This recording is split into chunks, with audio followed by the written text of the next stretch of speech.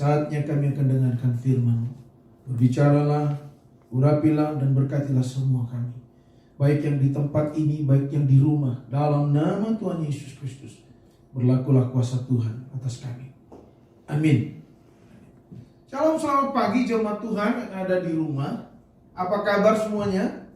Saya percaya semua baik-baik. Amin. Coba lambaikan tangan. Nah ini. Ya, oke. Kiranya Tuhan Yesus memberkati. Hari ini, pagi ini kita akan belajar firman Tuhan dari Matius pasal 7 ayat 8 sampai 11 dengan tema sempurna itu hidup dalam doa. Mari katakan sekali lagi, sempurna itu hidup dalam doa. Matius pasal 7 ayat 8 sampai 11. Kita baca bersama-sama. Karena setiap orang yang meminta menerima, dan setiap orang yang mencari mendapat, dan setiap orang yang mengetuk pintu, baginya pintu dibukakan.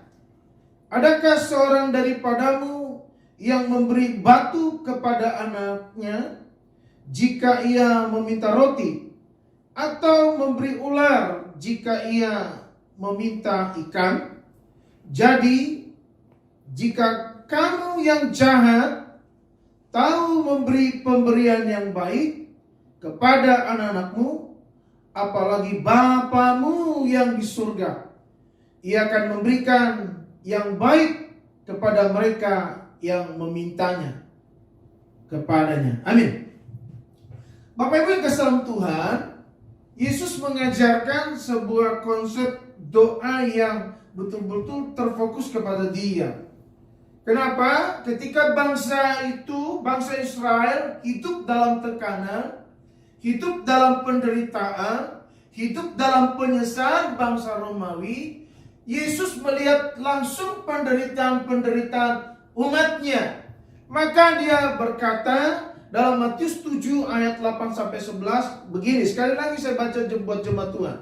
Karena setiap orang yang meminta menerima, dan setiap orang yang mencari dapat, dan setiap orang yang mengetuk pintu baginya dibukakan. Adakah seorang daripadamu yang memberi batu kepada anaknya jika ia minta roti? Nah, perhatikan baik jemaat Tuhan. Ketika hidup kita dalam kondisi tekanan seperti saat ini, ya kan? Kondisi lockdown berjalan, PSBB-nya berjalan, dan kita sekarang stay at home, tinggal di rumah, dan semua orang yang bekerja dirumahkan. Kondisi keuangan makin turun dan berdampak kepada ibadah kita. Dalam berapa bulan ini kita sekarang ada di rumah, ya, ada yang live streaming, dan mungkin juga bagi si pemalas dia tidak beribadah. Yesus mau mengajarkan kepada kita tentang pengharapan. Pengharapan yang pasti. Mari katakan pengharapan yang pasti. Yang di rumah katakan pengharapan yang pasti. Bapak Ibu yang kasih dalam Tuhan, kalau kita memperhatikan ayat demi ayat, dikatakan dalam bahasa aslinya AITT, mintalah. Tapi ada perkembangan dalam bahasa yang lebih tinggi lagi, yaitu aiton. Terus meneruslah kamu minta. Nah, Bapak Ibu yang kasih dalam Tuhan, ketika saudara dan saya ada pergumulan, Tuhan sedang mengajarkan terus meneruslah memintanya. Jangan boring atau ada tekanan-tekanan sehingga kau berpikir Tuhan tidak dengar kita. Tidak. Ayat ini sedang menunjukkan bagaimana Tuhan mengajarkan kita untuk terus menyentuh hatinya, memperoleh sesuatu yang kita minta dari Dia. Bapak Ibu yang dikasih dalam Tuhan, apa maksudnya? Yesus mengajarkan kepada murid-muridnya bahwa permintaan-permintaan yang masih dalam hadiratnya, masih dalam konteks dia sanggup melakukannya. Mari katakan kiri kananmu, dia sanggup melakukannya. Bapak Ibu yang dikasih dalam Tuhan, coba perhatikan baik-baik ayat 8. Karena setiap orang yang meminta menerima, setiap orang mencari dapat, dan setiap orang yang mengetuk baginya pintu dibukakan. Bapak Ibu, kalau Bapak Ibu pernah lihat di jalanan ada orang seorang pengemis, Bapak Ibu pernah lihat seorang pengemis pasti. Dan ketika dia jadi seorang pengemis, bertahun-tahun karakter memintanya ada. Perhatikan baik-baik. Seorang pengemis hanya butuh air karena perjalanan yang begitu panjang di bawah terik matahari. Dia hanya minta sesuatu yang pasti, air minum. Bapak Ibu yang kasih Tuhan, pengemis ini tidak minta rumah, tidak minta kendaraan, tidak minta. Dia minta sesuatu yang pasti. Keperluannya yaitu air minum. Maksud dari ayat ini, mintalah sesuatu keperluanmu yang pasti. Jemaat Tuhan, yang kedua dikatakan gini, ada seorang tunawisma hanya butuh penghangat di badannya, yaitu sebuah jaket ketika musim salju. Dia butuh jaket. Dia nggak butuh yang lain-lain. Dia hanya butuh jaket untuk menghangatkan dirinya. Seorang lumpuh tidak minta yang lain-lain karena dia butuh kursi roda atau sebuah tongkat. Bapak Ibu, dari Aiton menjadi dari ITT menjadi Aiton artinya minta terus menerus sampai kau dapatkan.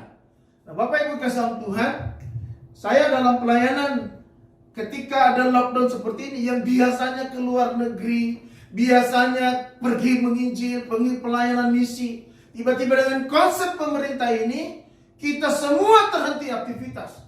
Nah, Bapak Ibu kasih Tuhan, baru terasa apa artinya itu hubungan. Mari katakan di rumah, apa artinya hubungan. Ketika saudara dan saya berhubungan dengan Tuhan yang terus meminta, terus memohon, terus mengharapkan anugerah, percayalah, apa yang kita minta, Tuhan pasti beri. Waktu berapa lama?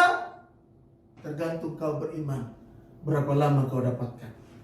Bapak Ibu yang kasih Tuhan, coba kita bandingkan dalam Yakobus pasal 4 ayat 3. Dikatakan begini, atau kamu berdoa juga, tetapi kamu tidak menerima apa-apa karena kamu salah berdoa. Ternyata ada salah berdoa.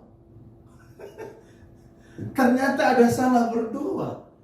Ya kan? Ada yang dimintanya lebih, ada yang dimintanya tapi gak cocok. Lalu dibilang begini, sebab yang kamu minta itu hendak kamu habiskan untuk memuaskan hawa nafsumu. Bapak Ibu yang kasih Tuhan, ayat ini mau bilang begini, dari Zeton, dari ZTT menjadi Zeton, terus mencari sampai ketemu. Nah, Bapak Ibu yang kasih Tuhan, ada, kalau kita punya laptop itu ada namanya search, ya kan? Kalau kita sedang mencari data, kita kehilangan apa yang kita pikirkan, lalu kita coba cari search. Nah, Bapak Ibu, lebih dari search, doa itu terus menembus ke alamnya Tuhan, terus menembus sampai ke hadiratnya Tuhan, sampai kita menemukannya, sampai kita menerimanya, sampai kita mendapatkannya. Dari kroite menjadi kroiton, sampai bosan orang mendengarkannya. Bapak Ibu yang kasih Tuhan, sudah bosankah kita berdoa? Ini jadi persoalan. Dalam pelayanan-pelayanan saya yang ada di Rawa Kucing, Bapak Ibu yang kasih Tuhan, itu jauh. Orang tidak akan tahu tentang pelayanan di Rawa Kucing. Ketika saudara dan saya dan keluarga pelayanan hidup dalam pergumulan, orang selalu berpikir, saya uangnya banyak, puji Tuhan. Puji Tuhan. Dia nggak tahu kalau sempurna itu hanya hidup dalam doa. Mari katakan Bapak Ibu yang di rumah, sempurna itu hidup dalam doa. Bapak Ibu yang kasih Tuhan, yang kedua hal berdoa itu, Tuhan sedang mengajak kita untuk terus dan terus mengajarkan bahwa minta kepada sumber yang benar. Mari katakan yang di rumah, minta kepada sumber yang benar. Coba kita bandingkan dalam Matius 4 ayat 8-9. Dibilang begini, dan iblis membawanya pula ke atas gunung yang sangat tinggi dan memperlihatkan kepadanya semua kerajaan dunia dengan kemegahannya, dan berkata kepadanya, semua itu akan kuberikan kepadamu jika engkau sujud menyembah aku. Bapak Ibu yang kasih Tuhan, hal berdoa adalah kita sedang diajarkan oleh Yesus bahwa kita harus minta kepada sumber yang tepat. Iblis juga bisa menjadi sumber, tapi sumber yang salah. Di dalam hal berdoa ini, carilah, ketuklah, mintalah. Tuhan sedang mengajarkan kita untuk mencari sumber yang benar. Bapak Ibu yang kekasih dalam Tuhan, Yesus mengajarkan kita kepada hal-hal yang tepat. Katakan amin.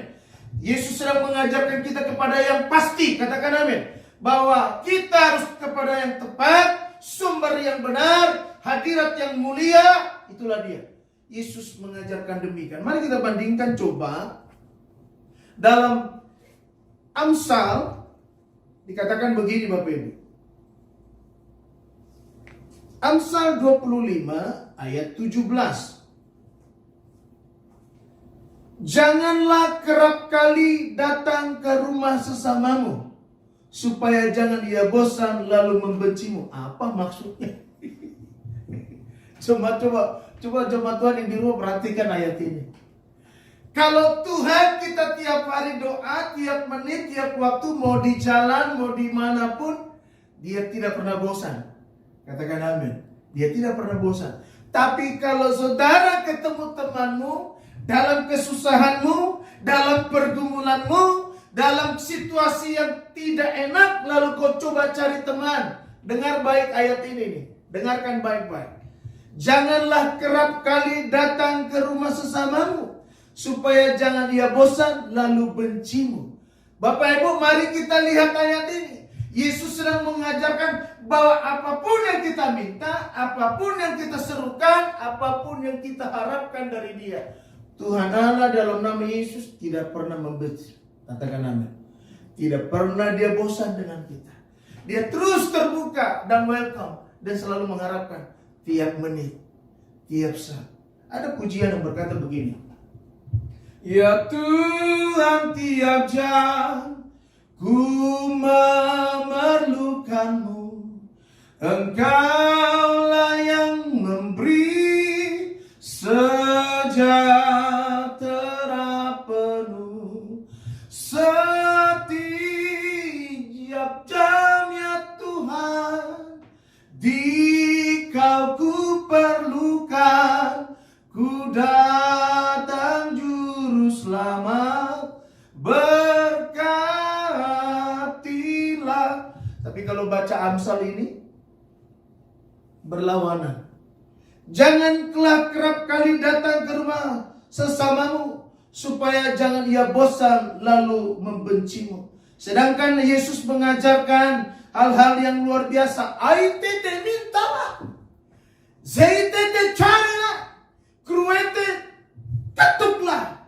Tuhan Allah dalam nama Yesus gak pernah bosan. Amin. Saudaraku, Tuhan sedang mengajarkan jangan jenuh-jenuh untuk terus bermohon kepada Dia sampai kita dapatkan apa yang kita minta. Saya teringat dengan kisah seorang lumpuh. Bapak Ibu yang kasih Tuhan, ketika Petrus, di Kisah Para Rasul dituliskan gitu, ketika Petrus dan kawan-kawan hendak ke bait Allah, mereka melihat seorang yang lumpuh lalu meminta-minta. Yang menjadi pertanyaannya begini, berapa tahun dia lumpuh? Ada ditulis. Dan berapa lama dia minta-minta sampai ia dapat jawaban dari seorang hamba Tuhan namanya Petrus dan kawan-kawan.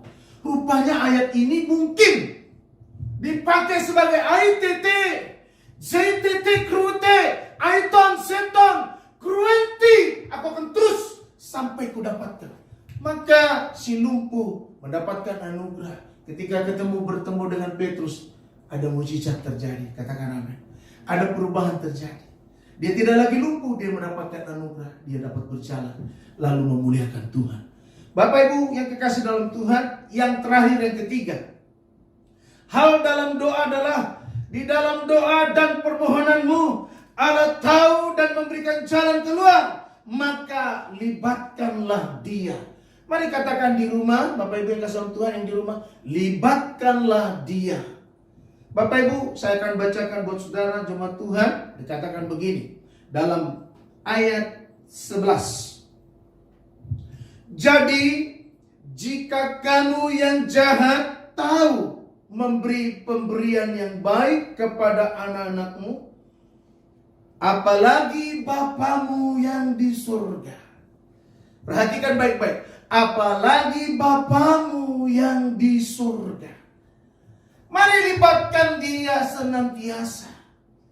Libatkan Dia pencipta langit dan bumi, Yesus Kristus, yang harus terus kita tinggikan, kita muliakan. Libatkan Dia. Bapak Ibu yang kasih dalam Tuhan, ketika saya dalam pergumulan-pergumulan hidup, pelayanan, saya ada sedikit tantangan di negeri sana, di jiran. Kebetulan satu marga saya, seorang pemimpin besar di sana, kedutaan besar itu. Karena ketika saya punya masalah, saya coba cari dia. Saya coba cari dia untuk coba meringankan persoalan-persoalan saya.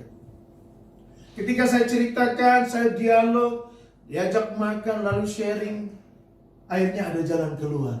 Bapak Ibu, apa yang saya maksud? Ketika saya dengar ada satu marga saya di negeri sana untuk bisa meringankan saya karena posisi dia, lalu saya pun terbebaskan. Saya pun dapat keringanan. Saya pun dapat permit yang baik. Bapak Ibu, arti Alkitab begini mau bilang, libatkan aku dalam setiap hidupmu.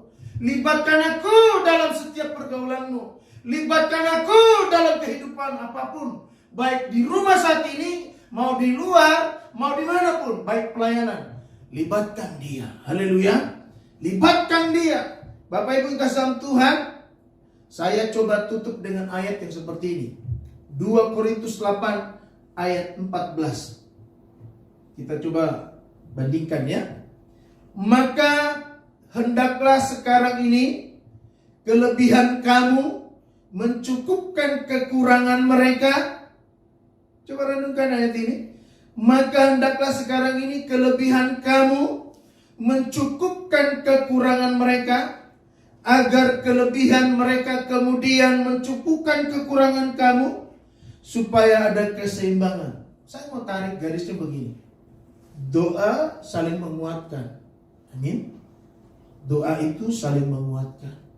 Ada yang kuat doa, ada yang kuat penyembahan, ada yang kuat dalam pelayanan-pelayanan lain. Mari kita hidup saling membutuhkan. Amin. Ada saling melibatkan. Perhatikan baik-baik Bapak Ibu yang kasih dalam Tuhan. Ketika saudara dan saya dijawab doanya, setelah itu apa? Perhatikan baik-baik.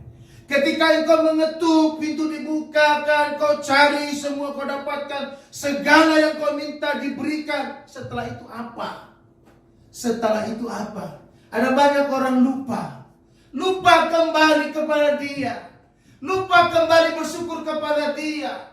Karena dianggap sudah selesai. Doa-doaku sudah terjawab. Tidak ada lagi pergumulan. Bapak Ibu, ayat ini sedang menekankan kita, mari terus-menerus libatkan Dia. Jangan lupa Dia. Amin. Hidup ini dari Dia. Mari katakan 1, 2, 3. Hidup ini dari Dia. Libatkan Dia senantiasa. Kiranya Tuhan Yesus memberkati Bapak Ibu yang ada di rumah, bahkan kita yang menyaksikan acara ini. Tuhan memberkati, kita berdoa. Terima kasih Tuhan Yesus buat hari ini, pagi hari ini. Kami boleh menikmati segala kebenaran firman-Mu.